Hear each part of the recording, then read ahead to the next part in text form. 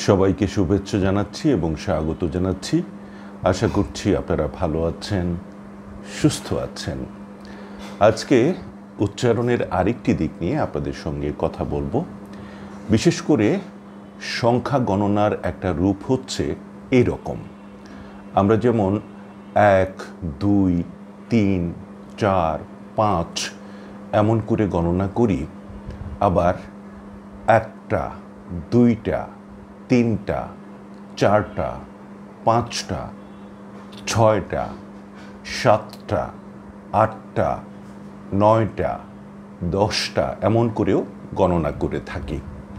তো এক্ষেত্রে দেখা যায় যে আমরা যখন 1টা, 2টা, 3টা এগুলো গণনা করছি তখন খুব একটা সমস্যা হয় না, কিন্তু 4টা এবং 7টা এ দুটি শব্দের উচ্চারণে আমাদের বাকযন্ত্র খানিকটা বাধাগ্রস্ত হয়।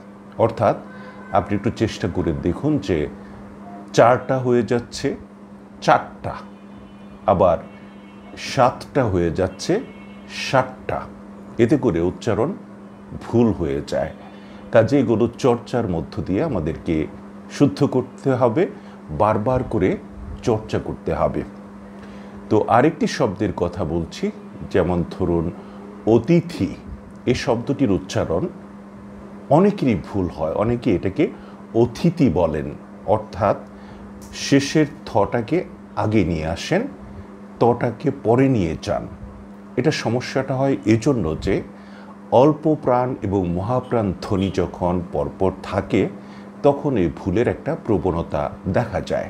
আমরা বলবো অতিথি, কখনোই আমরা অতিথি বলবো না, অতিথি এভাবে আমরা উচ্চারণ করব, তাহলে আমাদের উচ্চারণটি শুদ্ধ হবে। আরেকটি শব্দ হচ্ছে বিভিন্ন। এখানেও প্রথমে আছে অল্প প্রাণ, তারপরে আছে মহাপ্রাণ। প্রথমে ব, তারপরে হচ্ছে ভ। এটা অনুসরণ করেই আমাদের উচ্চারণ করতে হবে। আমরা বলবো বিভিন্ন, এমন করে উচ্চারণ করব, তাহলে উচ্চারণটি আমাদের শুদ্ধ হয়ে যাবে।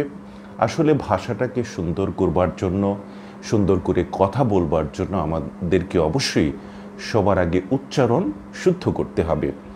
উচ্চারণ অশুদ্ধ হয় দুটি কারণে, একটি হচ্ছে আঞ্চলিকতার প্রভাবে, আরেকটি হচ্ছে ছোটবেলায় যদি আমরা বর্ণমালা শুদ্ধ করে না পড়ে থাকি তাহলেও উচ্চারণ অশুদ্ধ হয়ে যায়। কাজে আমাদেরকে যেমন আঞ্চলিকতার প্রভাব কাটিয়ে উঠতে হবে, তেমনি করে আমাদেরকে বর্ণমালাও শুদ্ধ করে শিখতে হবে। আমরা অনেকে ছোটবেলায় অশুদ্ধ বর্ণমালা শিখেছি, যার কারণে আমরা অনেক সময় ভুল উচ্চারণ করে থাকি। এই বর্ণটিকে যারা পড়েছেন তারা সব সময় এবং বলবেন এবং উচ্চারণটি ভুল হয়ে যাবে। তারা বেলকে বলবেন বেল, জেলাকে বলবেন জেলা, এমন করে উচ্চারণ করবেন, তাহলে সবগুলো উচ্চারণই আমাদের ভুল হয়ে যাবে। কাজে আমাদের স্বরবর্ণ এবং ব্যঞ্জন বর্ণগুলো শুদ্ধ করে পড়তে জানতে হবে। তো সবাইকে ধন্যবাদ সঙ্গে থাকার জন্য। ভালো থাকুন, সুস্থ থাকুন।